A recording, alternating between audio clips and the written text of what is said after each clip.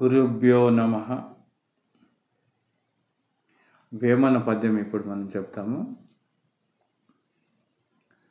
దేహమనిత్యంబు దేహీ నిత్యంబని దేహేంద్రియాదుల తీవ్రగతిని మోహంబులను మొదటికి వర్జించి యా పరమాత్మతో నైక్యమెరిగి చిత్తశాంతిని పొంది చినమాత్రమును విను ఇతరంబు చూడక నెప్పటికి సర్వమాత్మయటంచు సత్యంబుగా జూచువారి తత్వజ్ఞులు వసుదలోన అట్టివారల మర్మంబులరయుటకును హరిహర బ్రహ్మలకునైన నలవిగాదటంచు శాస్త్రంబులెల్ల ఇట్ల నివసించే తెలిసి చెప్పెను వేమన దేశికుండు.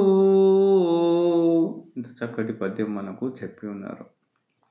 ఈ దేహం అనిత్యం, ఎప్పుడు కూడా నిత్యం కాదు. ఈ దేహాన్ని అనిత్యం అనే భావంతో కూడా ఉన్నంతకాలం కూడా శుభ్రపరచుకొని దాన్ని ఫిట్నెస్గా ఉంటేనే మనం లోపల ధ్యానం చేయాలి. కాబట్టి ఇది ఎప్పటికైనా పోయేదనే భావంతో దేహం అనిత్యంబు దేహీ నిత్యం. దేహి అంటే లోపల పరమాత్మ స్వరూపుడు, నిత్య స్వరూపుడు అయి ఉన్నాడు, చావు పుట్టుకలు లేకుండా ఉన్నాడు. కాబట్టి దేహి నిత్యం అని దేహేంద్రియాల తీవ్రగతిని, ఈ దేహానికి ఉన్న ఇంద్రియాలు గతి తీవ్రగతిని అవి పరిగెడతా ఉన్నాయి. దేహేంద్రియాల తీవ్రగతిని మోహంబులను మొదటికి వర్జించి, దేహంకు ఉన్నటువంటి తీవ్రగతిని ఈ లోపల ఉన్న అర్షట్ వర్గాలు అవన్నీ కూడా మోహాలు ఎన్నెన్నో కామ క్రోధ లోభ మోహ మదమత్సరాలు ఇవన్నీ కూడా మొదటిగా వర్ధించాలి. ఇక్కడెక్కడ ఏమాత్రం సందు దొరికినా, చిన్న సందు దొరికితే పెద్ద పొక్క కొట్టుకొని వెళ్ళిపోతుంది. కనుక మనం ఎప్పుడు కూడా దానికి సంధియకుండా కామక్రోధాలు కానీ మోహం కానీ మొదటికే వర్ధించి ఫస్ట్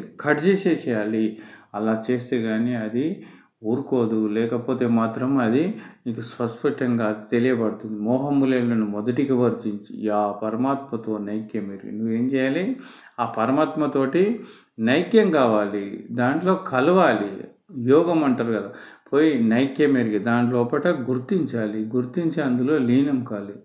పరమాత్మతో నైక్యం ఎరిగి చిత్తశాంతిని పొంది, అప్పుడు నీకు చిత్తశాంతిని ప్రశాంతంగా ఎప్పుడైతే నువ్వు పరమాత్మలో లీనం అవుతుంటునో అప్పుడు నీ మనసు శాంతిస్తుంది. చిత్తశాంతిని పొంది చిన్నమాత్రమును విని, చిన్నమాత్రం అంటే పరమాత్మ తప్ప వేరేది అన్యమైనటువంటిది అవసరం లేదు, అది మాత్రమే విను. చిన్నమాత్రమును విని ఇతరంబు చూడక నెప్పటికి, అటు ఇటు నువ్వు చూడకు, వాళ్ళని వీళ్ళకు చూడకు, ఇతరంబు చూడక నెప్పటికి సర్వమాత్మ యటంచు సత్యంబుగా చూచు వారి తత్వజ్ఞులు వసుదలను.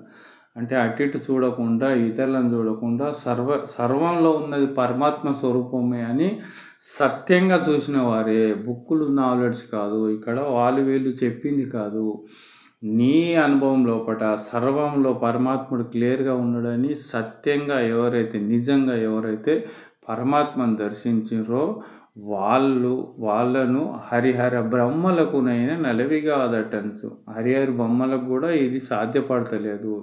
వీళ్ళు ఏదైతే తెలుసుకున్నారో హరిహర బ్రహ్మలకునైనా నలవిగాదటంచు శాస్త్రంబులల్లో ఇట్లని శాస్త్రాలన్నీ కూడా ఇలా చెప్తున్నాయి.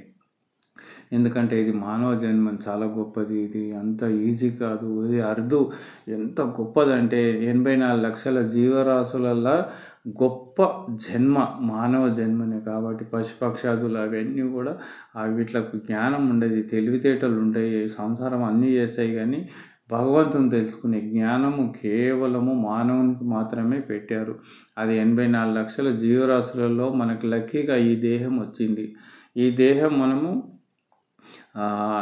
అనవసరంగా ఊరికనే వృధా పోనీయకుండా దీన్ని సద్వినియోగం చేసి దీన్ని బాగా అలవాటు చేసుకొని మనము పరమాత్మ తప్ప అన్యము మేము ఎరగకుండా మీ లోపలనే లీనమవుతుంది. సత్యంగా ఎవరైతే పరమాత్మను చూస్తున్నారో అలాంటి వాళ్ళు పరబ్రహ్మ స్వరూపులై ఉంటారు.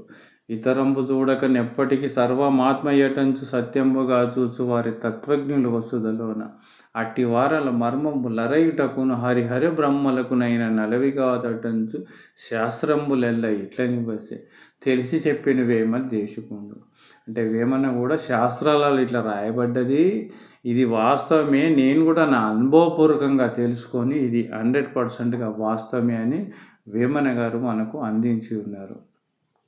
కనుక మనం కూడా ఈ మంచిగా ప్రశాంతంగా చేసుకొని జీవితాన్ని వృధా చేసుకోకుండా మన జీవితాన్ని స్వార్థకం చేసుకొని అన్యమైన వాటి ఉంటే ఉండని అవిట్ల మీద ఫోకస్ చేయకుండా అంటకుండా నిమిత్త మాత్రంగా జీవిస్తూ పూర్ణ లక్ష్యం నీ లోపట పెడుతూ ముందుకు దాటితే బాగుంటుందని ఈ సందర్భం తెలుపుతూ నేను సెలవు తీసుకుంటున్నాను.